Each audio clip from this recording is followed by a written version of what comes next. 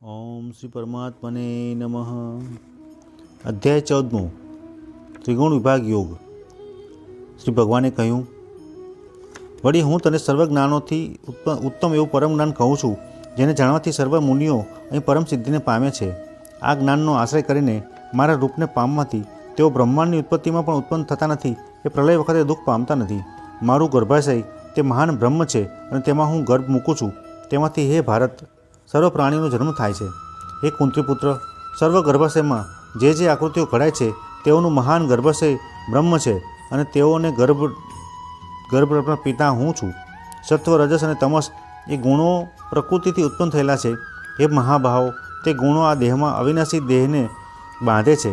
આમાંથી સત્વગુણ મળ વિનાનો, પ્રકાશક અને શાંત હોવાથી એ નિષ્પાપ સુખ અને જ્ઞાનની આસક્તિથી દેહને બાંધે છે। આસક્તિના સ્વભાવવાળા રજોગુણને હે કુંતીપુત્ર, તૃષ્ણા અને આસક્તિવાળા મૂળવાળો જાણ। તે ગુણને દેહને કર્મની આસક્તિથી બાંધે છે। અજ્ઞાનથી ઉત્પન્ન થયેલા તમોગુણ સર્વદેહીઓને મોહ ઉત્પન્ન કરનારો જાણ। હે ભારત, પ્રમાદથી અને નિંદ્રાથી તે સર્વને બાંધે છે। હે ભારત, સત્વગુણ સુખમાં જોડે છે, રજોગુણ કર્મમાં જોડે છે અને તમોગુણ જ્ઞાનને ઢાંકી દઈને પ્રમાદમાં જોડે છે। હે ભારત, કોઈ વખત રજોગુણને અને તમોગુણને દાબી દઈ સત્યગુણ પ્રવૃત્ત થાય છે, કોઈ વખત સત્યગુણને અને તમોગુણને દાબીને રજોગુણ પ્રવૃત્ત થાય છે અને કોઈ વખત સત્વગુણ અને રજોગુણ દાબી દઈને તમોગુણ પ્રવૃત્ત થાય છે।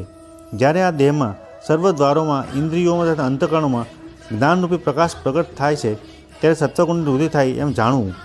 લોભ, પ્રવૃત્તિ, કર્મનો આરંભ, અશાંતિ ને ઈચ્છા, હે ભરતશ્રેષ્ઠ અર્જુન, રજોગુણ વૃદ્ધિ પામે છે ત્યારે ઉત્પન્ન થાય છે।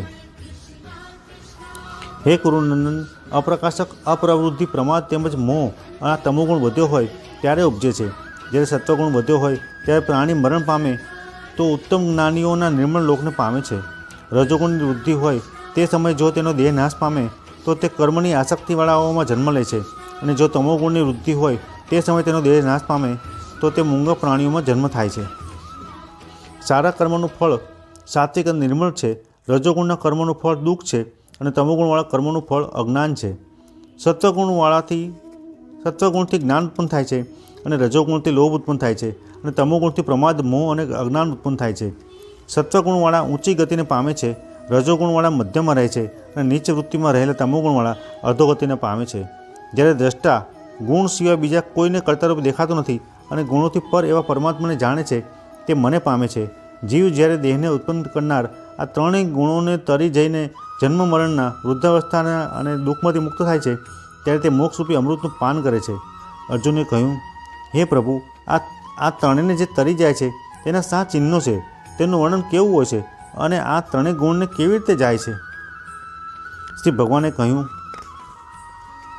હે પાંડવ, જ્યારે પ્રકાશ એટલે કે સત્વગુણ, પ્રવૃત્તિ એટલે કે રજોગુણ, મોહ એટલે કે તમોગુણ એ ત્રણે પ્રાપ્ત હોય ત્યારે તેને જે પુરુષ ધિક્કારતો નથી અથવા પ્રાપ્ત ન હોય ત્યારે ઈચ્છા કરતો નથી, જે ઉદાસીનની પેઠે રહીને ગુણોને લીધે ચલાયમાન થતો નથી અને ગુણો જ કાર્ય કરે છે એમ સમજીને જે સ્થિર અને અચળ રહે છે, જેને સુખ દુઃખમાં સમાન છે, જેને પોતાનો જ આશ્રય છે, જેને માટી, પથ્થર અને સોનું સમાન છે અને પ્રિય છે અને પ્રિય અને અપ્રિય સરખા છે, જે દ્રઢ છે અને જેને પોતાની નિંદા અને સ્તુતિ સમાન છે, જે માન અને અપમાન સમાન છે, જે સર્વ કર્તાના આરામનો ત્યાગ કરે છે, જે ગુણોનો તરી ગયેલો કહેવાય છે અને ભક્તિયોગ કરીને મને સેવે છે, તે જ બ્રહ્મરૂપ થવાને યોગ્ય છે।